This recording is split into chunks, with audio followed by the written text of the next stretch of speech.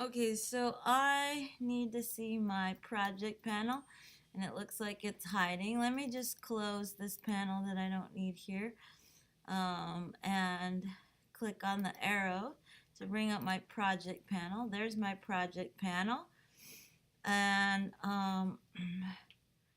I want to make a sequence with the promo interview. So, how do we make a sequence? You guys remember? I have a sequence that I made. I should make a folder to store my sequences. If I'm going to have multiple sequences, especially, then I should make a folder, new bin, and I'll just call it sequences.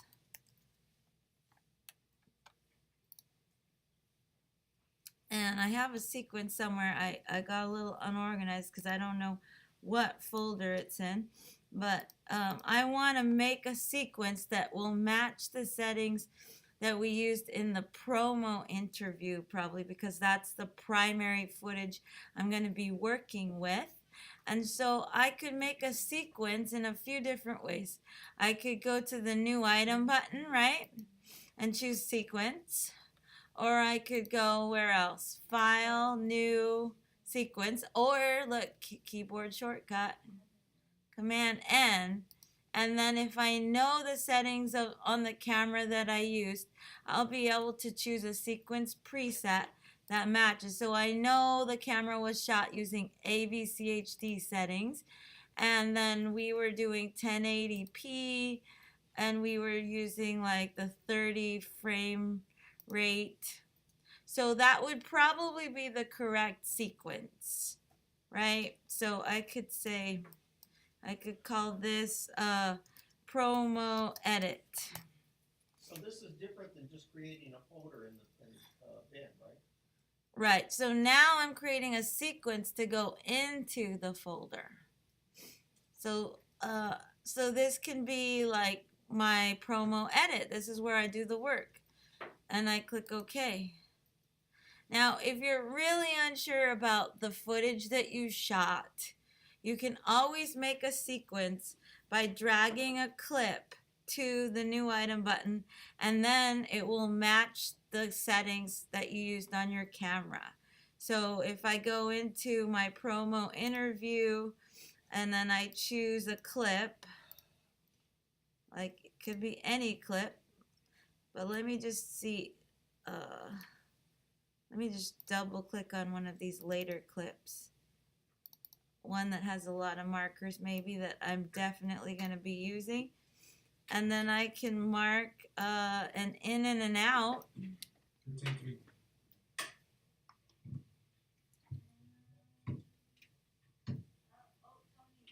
I guess this was my action, or no. Okay. Yeah, that's the action. So I could do an in there. So I press I, or you can click the bracket, the in, mark in. And then. We're here in Cerritos, California. But actually, this is not really what I want to start with, because why? Anyone know? Because Tony's the one talking first, but we're seeing Ashante. Really, that's not really great to start with. So, but I could start anywhere really. I could just do in and out, and I don't even need to worry about what this clip is. And then I just drag, this is 100. Then all this is to create a sequence. You don't even need to mark in and out, but just for the heck of it. So it's not the whole clip. You can then drag the clip, the video asset, video clip, to the new item button. And what does it do? It makes what? What's this? Makes a sequence, names it the same name as the clip that I dragged to the new item button. It puts just that section that I marked into the timeline, and then I can rename this sequence something else. So I can drag the sequence out of the video bin that it's in by dragging to the left. Now it's outside. And I can close that up. Where did it go? Is it? Oh, it's up here. So this one I can rename by clicking on the name, and I'll just call it like, I could call it promo edit drag by, this is the one I dragged the clip, so I'll say drag clip. Just to remind myself, I made this one, that sequence, by dragging the clip. So, wait, what happened? It messed my title up. Promo edit drag clip, and I'll press return, and then I'll click on name. Okay, so then this sequence, I should drag it to sequences so that the sequences are tucked away in the sequences bin. Now, if I chose the right settings on this one, then when I edit a clip to the timeline of this sequence, there should be no problem. If there's a mismatch in the footage, Premiere is foolproof. It will just give you a message saying the clip settings are not matching the sequence settings. Do you want to convert the sequence to match the clip? So you can just say yes, and then voila, the problem is solved. Your settings will match. So there's no way to make a mistake, really, right?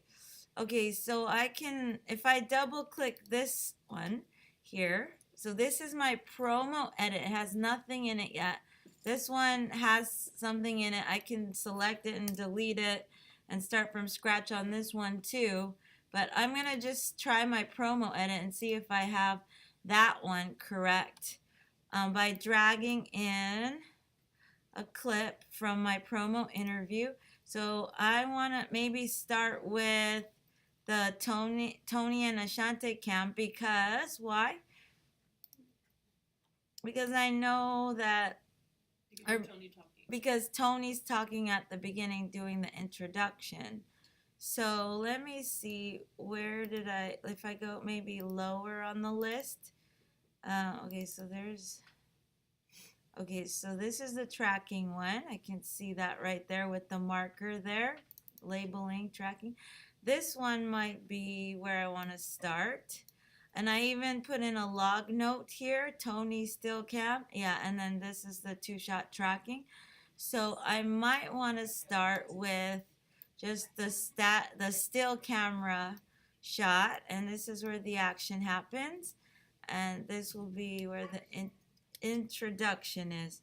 So I could press I here to mark my in. We're here in Cerritos, California at the ABC Adult School Career Technical Education Center, CTEC, and we are in the video production courses that they teach here at the school, and with me is Ashanti Malone. Okay, so I could press O there, so in, out, and then you can either drag the clip in, or you could do an automatic edit. What do you guys want to see me do? Drag and drop or automatic? Okay, so with automatic, you just need to make sure that your source indicators, video 1 and audio 1 source indicators, are highlighted on and they are patched to the right video destination tracks. So you don't want to have a situation like this when you're doing your rough cut.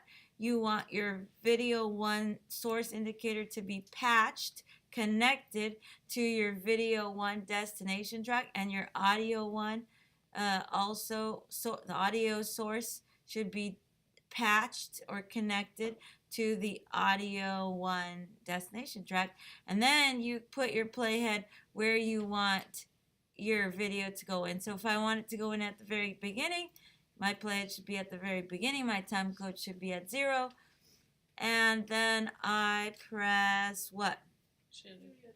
Oh, we have an announcement. Oh, I don't want to interrupt. No, it's okay. mhm. Okay. I'm Oh, I sorry. overwrite. Okay, and then I'm gonna.